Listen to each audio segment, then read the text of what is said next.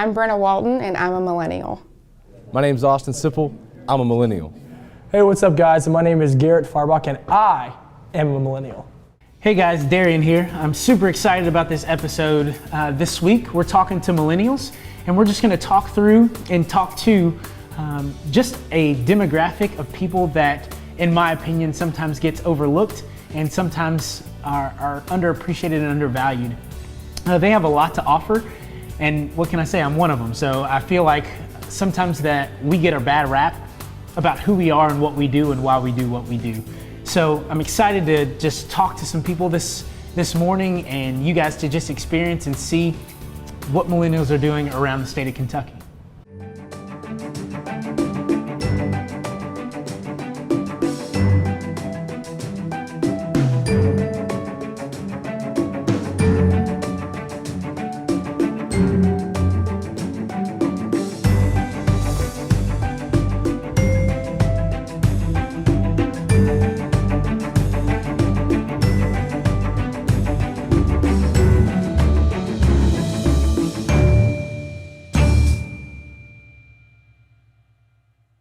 By definition, a millennial is someone reaching young adulthood in the 21st century. Millennials are defined as having grown up with technology. They are said to have grown up in an I want it now, I can have it now, give it to me now era. With the internet, free overnight packages, and participation trophies, they have come to settle in as a very demanding member of the workforce.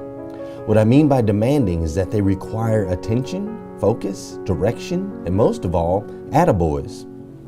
Some want to call them lazy, some want to call them soft. I, on the other hand, see them as driven and determined, loyal almost to a fault, and willing to try just about anything. I had my first job when I was 14. I worked at Sonic and did that for a little bit, ended up working at Jerry's, came to Dan Cummins. I started as a receptionist, sold cars for 2 years, and been in finance since November 3rd of 2015. I work hard every day because I'm not promised the next day. My success depends on myself. If I stay hungry for it enough, always strive to do something greater that next day, then I'll stay successful. I am a junior currently at the University of Kentucky, and I grew up at Southeast Christian Church, also in Louisville, and it was one of the biggest things in my life that put me on a road to success. And I'm really involved at CSF, which is Christian Student Fellowship on UK's campus, and I'm also involved over at Southland Christian Church. And as of right now, I have one of my mentors in my life who's also the light in the fire in my butt. Of course they need attaboys. Of course they require attention and focus. Who doesn't? When's the last time you checked your likes or your views on a post? You see, we're all programmed from birth to seek and desire love and recognition. It's what makes the world go round. In order to have success with the growing number of millennials in the workforce, you have to be cutting edge. You have to praise, respect, and appreciate your employees. You have to be open and creative and ever-changing. These are all good things. You see, if you're not growing and changing, then all you're doing is heading towards death, not life. Life is change, life is growth, and these millennials are forcing all of us to take a second look at who we are in the business world. Those that are willing to change will thrive in such an era. Those that refuse will not. At Dan Cummins Chevrolet and Buick, we embrace and attempt to embody this ever-growing segment of the workforce. We go out of our way to find the most technologically advanced ways of doing business. We make sure the tools are in place, not just on the work end, but on the public end. You see, millennials don't only exist inside the walls of our business, they're also buyers on the outside. The large majority of our workforce has become this 21st century crew, the bulk of which is our sales team. Month after month, we add more people in their 20s. We do hundreds of interviews with people of all ages, and there are some exceptions to the rule, but for the most part, I find our older applicants to be stuck in the dark ages. They feel like what they've done in the past is enough to secure a position, whereas the millennial seems to speak about what he plans to do in the future.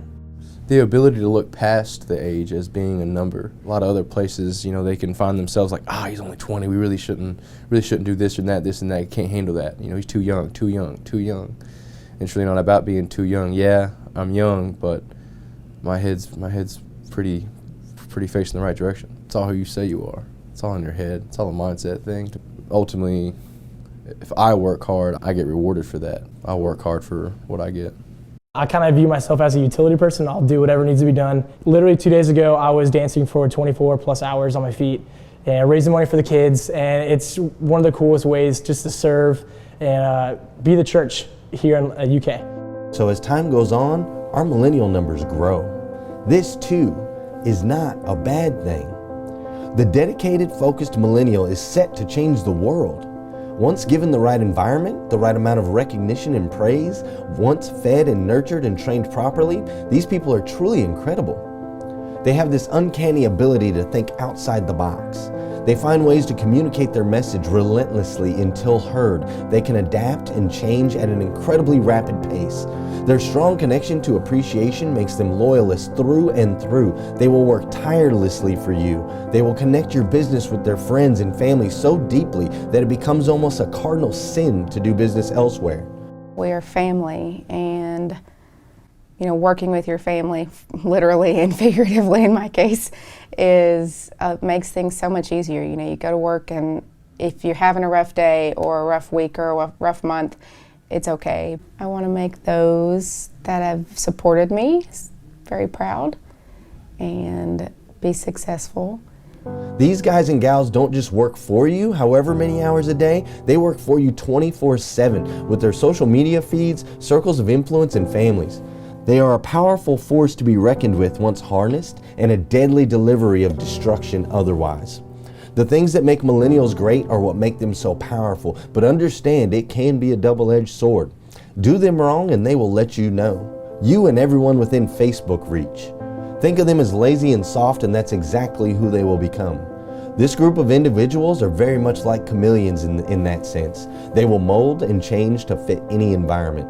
It's laughter and people, and of course Jesus. I just love the fact that I'm loved for being an idiot, and I'm okay with that. No matter where I am or who I'm with, I will literally take you and put you on a pedestal and just remind you of your worth and your value. Don't care about what you're doing, and just be okay with who you are. Just because I'm so awkward and I'm so weird, but people love that about me. I'm pretty authentic.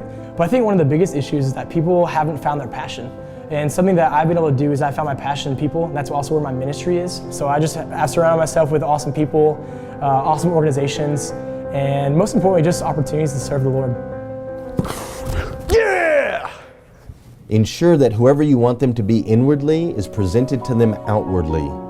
The way your business is run is contagious. It will spread from one young millennial to the next. Spread negativity and despair, and that's what you'll get. Have an attitude of lack, laziness, and less than, and that's who they will become. Your words, your actions, every moment of every day, everything you do and say is monitored by the millennial and soaked up like a sponge. They will become your worst nightmare if you keep sleeping on this one simple truth. Millennials are not the problem. We are. They are the solutions that we all need.